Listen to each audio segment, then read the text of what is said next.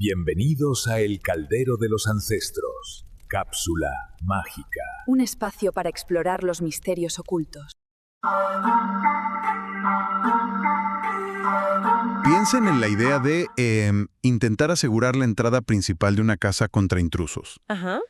Pero en lugar de instalar un cerrojo de acero, de esos de alta seguridad, la decisión lógica es No sé, dejar la puerta abierta. peor. La decisión es derramar sangre propia en el tapete de la entrada. ¡Wow! ¡Qué locura! Sí, exacto. Es algo que, desafía absolutamente todo instinto de autopreservación. Y sin embargo, la curiosidad humana tiene esta, asombrosa capacidad de apagar las alarmas biológicas más básicas. Totalmente de acuerdo. De eso trata nuestra inmersión profunda de hoy. Sobre la mesa tenemos un documento fascinante y, francamente, bastante perturbador, titulado Rituales peligrosos que la gente hizo y no salió bien. Y fíjate que el título del documento es engañosamente simple, porque lo que realmente disecciona este texto no es una simple recopilación de historias de fantasmas para no dormir alrededor de una fogata. Claro, no es ficción. Exacto, no lo es. Es un estudio profundo del comportamiento humano y un análisis muy serio de las consecuencias tanto clínicas como psicológicas que se desatan cuando la gente decide jugar con fuerzas que, escapan a cualquier comprensión racional. Sí, fuerzas que no dominamos en absoluto. Así es. Son expedientes documentados que, te obligan a cuestionar esa arrogancia tan peculiar de nuestra especie. Esa tendencia casi patológica a ignorar señales de advertencia evidentes, todo con tal de asomarse a lo desconocido. Definitivamente. Y por eso, la misión de este análisis no es simplemente enumerar sustos para quienes nos escuchan, sino desmenuzar precisamente esa compleja relación de la mente con lo inexplicable. Comprender qué lleva a un grupo de individuos que supuestamente están en su sano juicio a cruzar líneas rojas que obviamente son irreversibles. Ajá, líneas que no tienen vuelta atrás. Bueno, vamos a desmenuzar esto. El documento estructura esta, caída en la locura, comenzando desde el nivel más bajo de compromiso con lo oculto. El punto de partida lógico, porque estadísticamente es la puerta de entrada para la inmensa mayoría de las personas, es el típico juego casual en grupo. Claro, el entorno social. Es que ese entorno proporciona la tormenta perfecta para la negligencia. En un grupo opera este fenómeno psicológico que conocemos como la difusión de la responsabilidad. Haz de cuenta que la culpa se reparte, ¿no? Imagínate una reunión nocturna que se extiende, aparece el aburrimiento y de pronto la propuesta de invocar algo se presenta como una simple anécdota más para contar el lunes.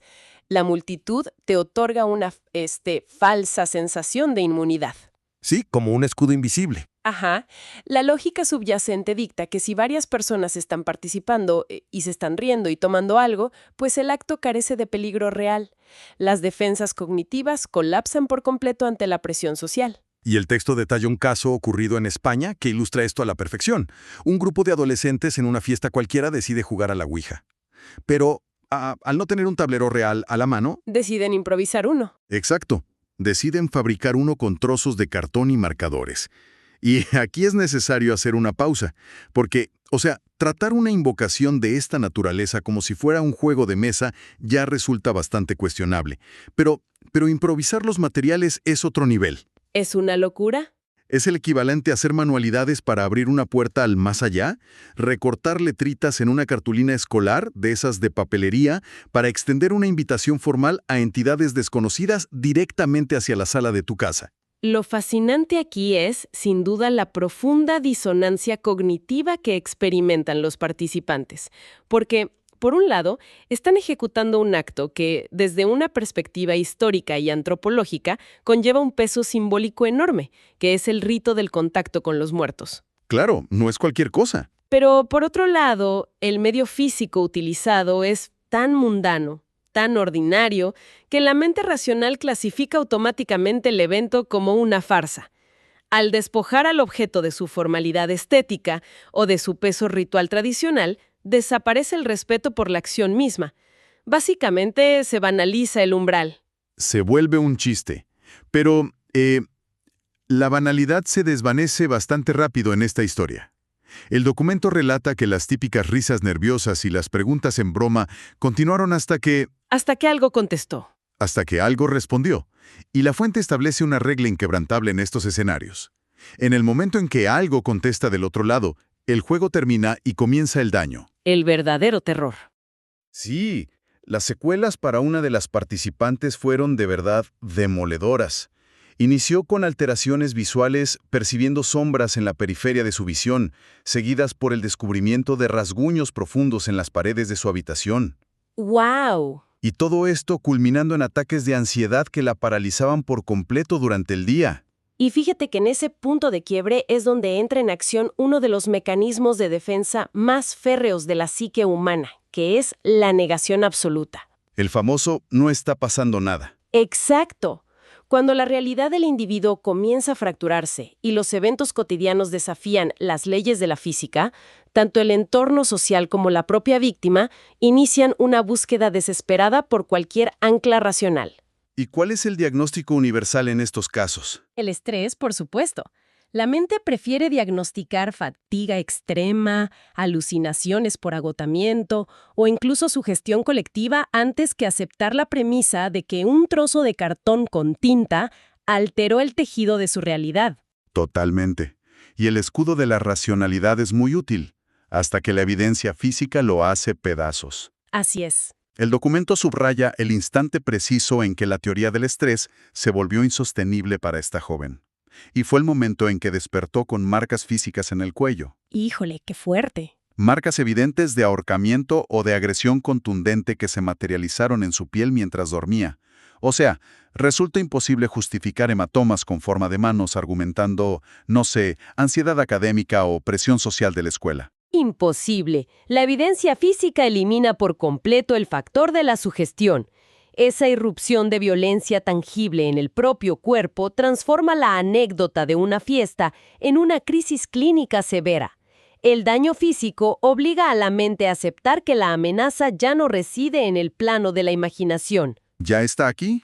Exacto, ha cruzado hacia la dimensión material. Y esa transición nos lleva directamente a la siguiente fase que expone el documento, marcando una escalada brutal en la naturaleza de estos incidentes. Esa falsa sensación de seguridad que da el grupo desaparece por completo cuando la curiosidad deja de ser un juego social para convertirse en una obsesión solitaria, fría y, sobre todo, deliberada. Y es que eliminar a los espectadores cambia la ecuación entera. Quien organiza y ejecuta un ritual en aislamiento absoluto ya no busca pertenencia social ni entretenimiento superficial para pasar el rato. Busca una exposición directa y sin filtros. Asumiendo voluntariamente todo el riesgo. Así es, asumiendo el riesgo total de la experiencia. La intencionalidad se vuelve muchísimo más oscura. Y el documento lo ilustra con un caso súper perturbador ocurrido en Francia, el ritual de los espejos. Ah, ese caso es escalofriante. Demasiado. Una mujer tomó la decisión de aislarse de madrugada, encendió un par de velas y colocó 2 espejos perfectamente alineados frente a frente. Cualquiera que haya entrado, no sé, a un probador de ropa con espejos opuestos conoce el efecto óptico. Es este túnel interminable de reflejos repetidos. Ajá, el bucle. Exacto. Pero la fuente utiliza una descripción que hiela la sangre para referirse a esta configuración específica en un contexto ritual. La denomina una autopista espiritual sin peaje. ¡Qué frase tan potente! Y es que la elección de los espejos no es casual dentro de la historia del ocultismo. Desde la obsidiana pulida en Mesoamérica hasta las prácticas de adivinación en la Europa medieval, las superficies reflectantes siempre han sido catalogadas como espacios liminales. Fronteras delgadas. Exacto. Fronteras delgadas entre mundos. Al confrontar 2 espejos, se genera un bucle infinito, un abismo visual que carece de fondo.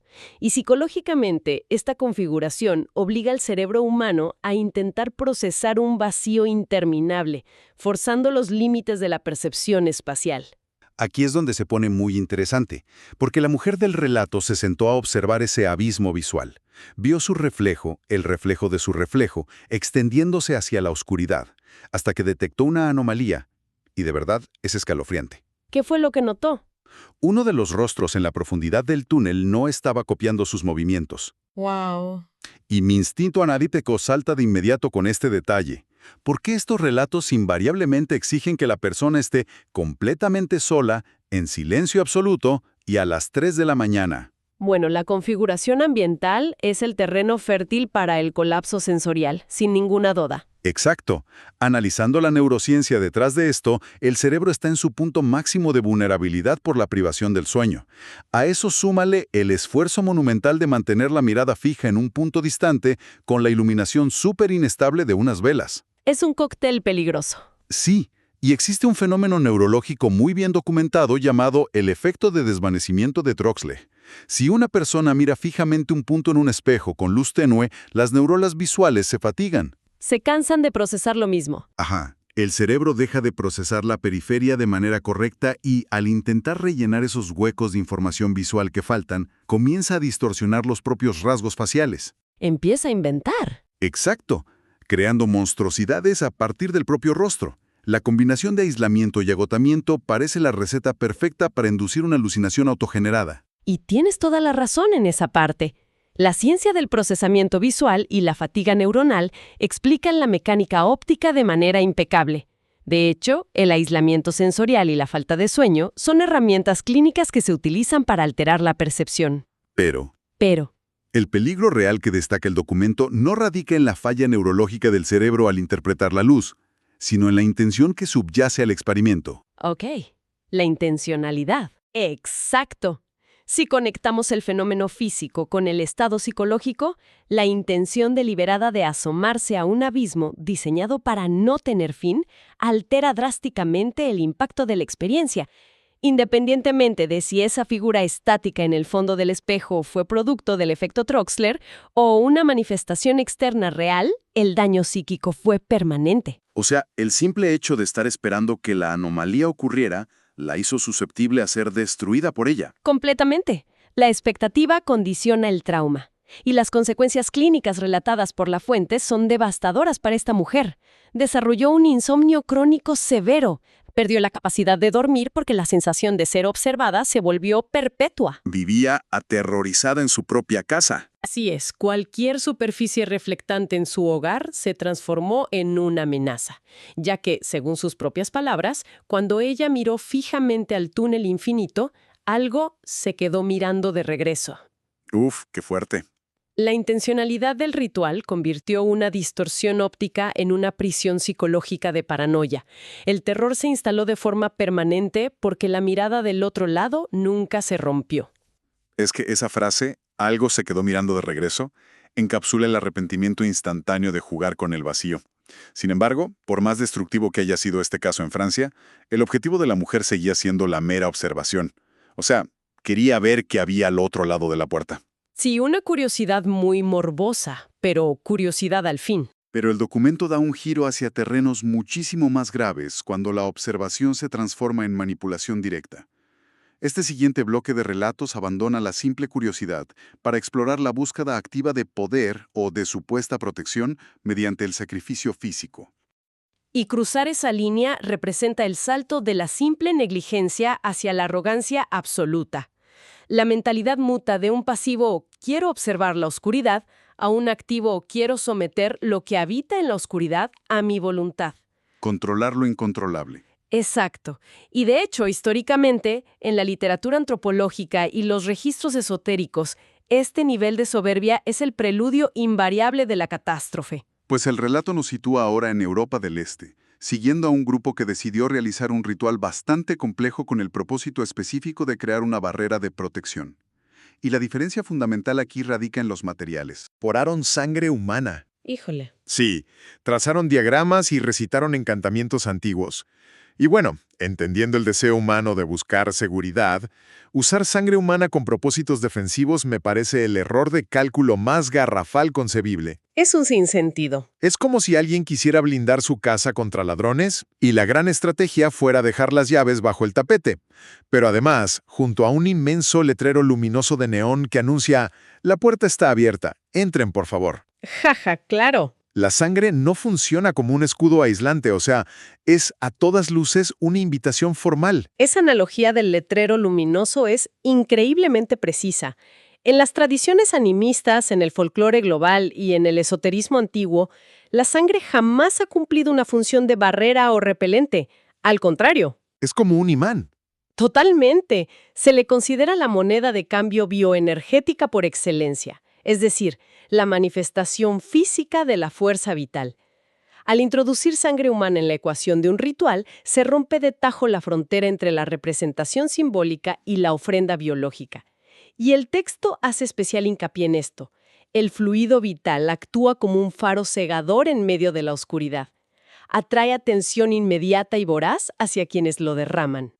Y la ironía más profunda, y diría yo macabra, de este caso es la reacción del grupo al finalizar el acto.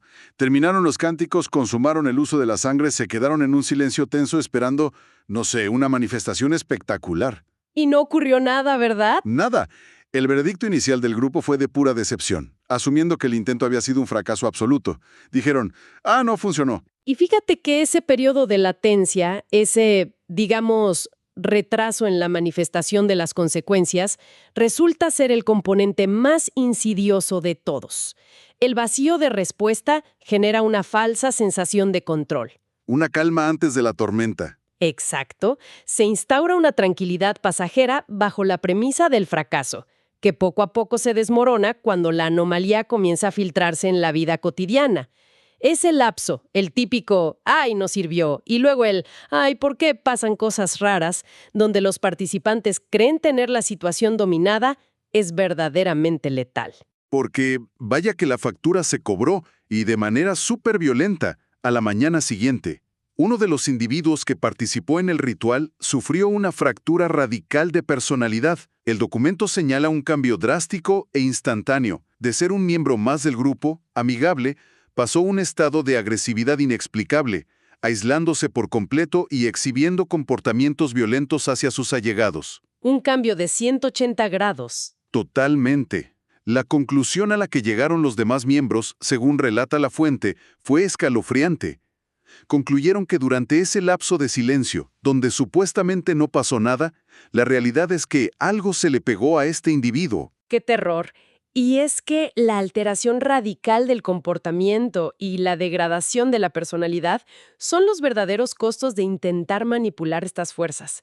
El foco de la destrucción deja de ser el entorno externo, como los típicos ruidos o sombras, y se dirige directamente al núcleo de la identidad humana. Lo destruye desde adentro. Así es. Y ya sea que la psiquiatría lo clasifique como un brote psicótico severo, inducido por la transgresión de un tabú tan profundo como el uso de sangre en un contexto de altísimo estrés emocional, o que se aborde desde la perspectiva de una intrusión parasitaria real, el resultado funcional es idéntico.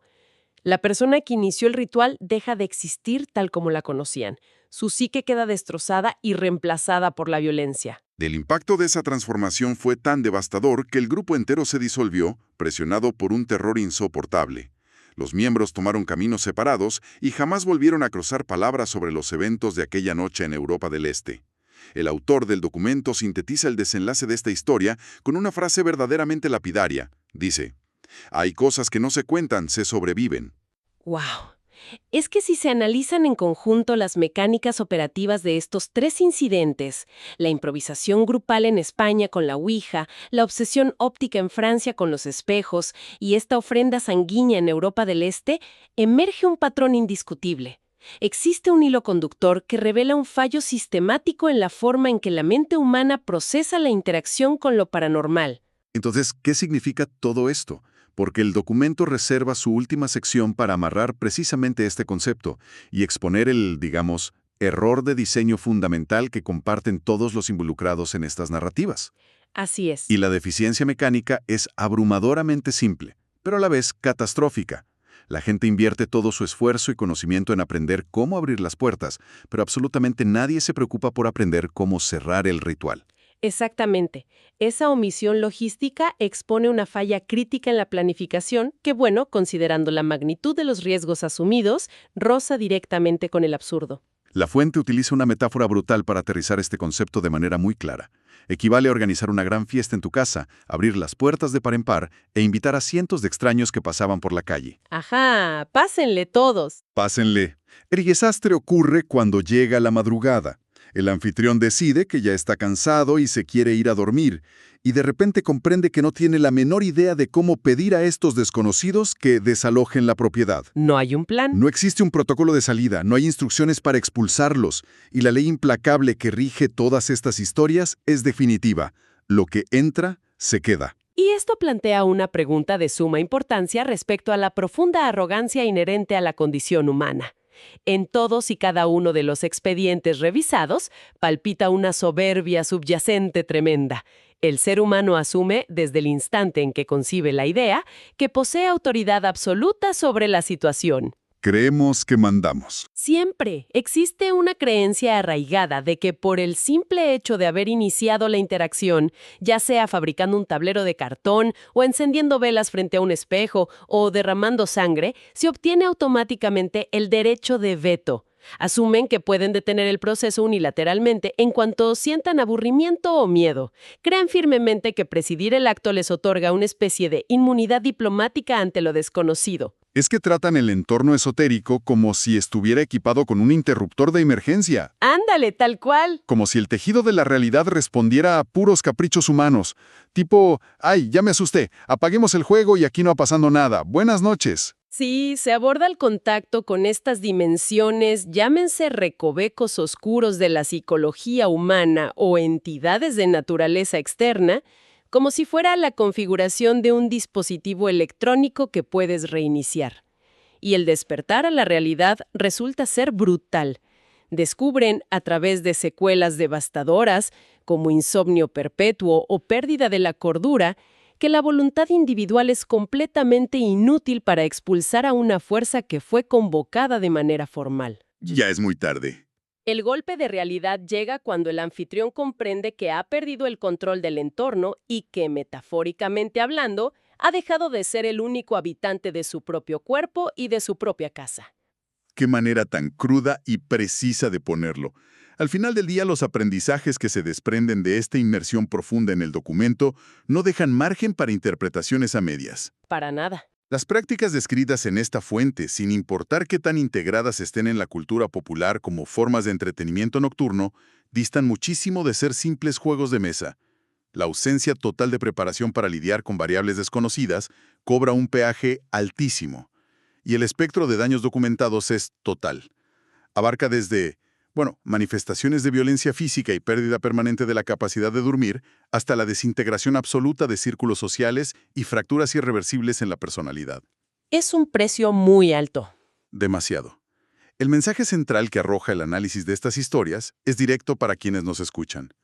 Cualquiera que decida sentarse a esta mesa a jugar, tiene que estar plenamente consciente de que lo más probable es perderlo todo. Porque en última instancia existen cerraduras diseñadas específicamente para jamás ser vulneradas. Y es que la noción de estar preparado es una completa ilusión cuando el individuo se enfrenta a variables que operan al margen de las leyes de la física y que superan la capacidad de comprensión del intelecto humano. La única estrategia de contención verdaderamente efectiva, la única protección real que existe, es abstenerse de invocar aquello que no se tiene el poder de desterrar. Sin duda alguna.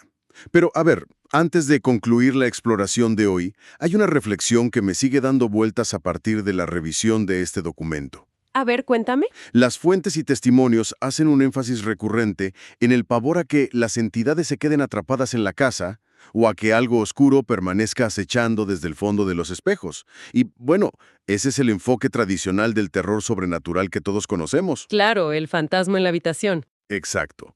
Sin embargo, al observar con detenimiento la naturaleza clínica de los síntomas descritos por las personas afectadas, hablamos de la ansiedad que paraliza el sistema nervioso, el insomnio que erosiona la salud hasta la médula, los brotes de agresividad incontenible y el aislamiento social severo. Ajá. ¿Qué tal si la verdadera puerta que la gente abre con tanta facilidad y que luego es incapaz de volver a cerrar, no es un portal etéreo flotando en el rincón de una habitación a oscuras? ¡Wow! Ya veo a dónde vas. ¿Qué tal si el peligro real es una fisura profunda y permanente que ellos mismos se encargaron de fracturar en el centro mismo de su propia mente?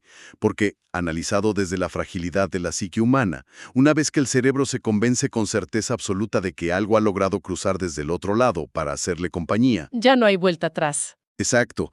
esa puerta interior jamás, bajo ninguna circunstancia, vuelve a cerrarse.